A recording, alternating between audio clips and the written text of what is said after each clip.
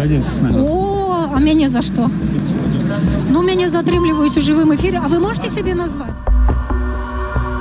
Journalists were reportedly detained 477 times in Belarus last year as they covered mass protests against a presidential election widely seen as rigged. The figure was compiled by the Belarusian Association of Journalists, which is documenting media repression in the country. Як вас зовут? Представьте. On February the 9th, the trial began of prominent journalists Katsyaryna, Andreyeva and Darya Chultsova.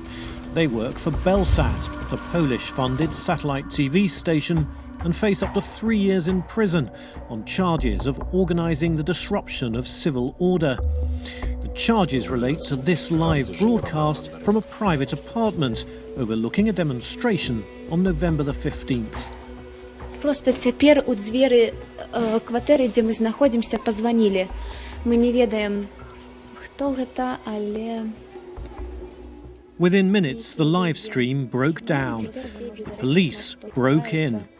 Andreyeva's husband, Belsat journalist Ihar Ilyash, was also present.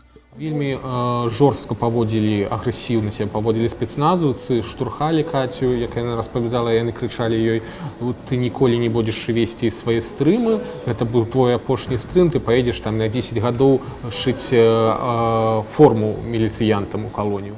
Это просто, извините за выражение, это цирк, потому что ничего не было сказано такого, чтобы хоть на йоту свидетельствовало о вине наших журналистов. The BAJ says 11 journalists are currently behind bars. Bloggers have also been jailed, such as Ihar Ilyash, a consultant for RFERL on new media technologies, who spent almost 6 weeks on hunger strike. He's awaiting trial on the same charges as the Belsat journalists. The BAJ reports that in total, news media representatives spent 1,200 days behind bars last year. За апошнія паўгады мы сутыкнуліся са шквалам рэпрэсій супраць журналістаў. Такога ніколі не было за гісторыю Беларусі ўвогуле. Гэта проста, можна сказаць, вайна супраць недзяржаўных медыа. The word war may sound like an exaggeration, but these images from Nasha Niva, a news website, show a moment in August when a policeman appears to deliberately shoot its reporter at close range. The BAJ's annual figures also record that 62 journalists suffered from police violence in 2020. Такі маразм не можа працягвацца вельмі доўга. Так, мы разумеем, што ён працягваецца ўжо досыць доўга, але вельмі доўга не можа. І проста няма для гэтага рэсурсу. Такое не можа адбывацца ў краіне, ў цэнтры Еўропы ў 21 стагоддзі.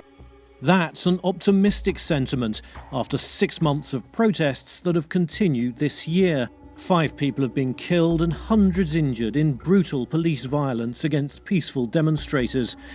Independent journalists who usually stand above the fray to cover events have found that they too are regular targets.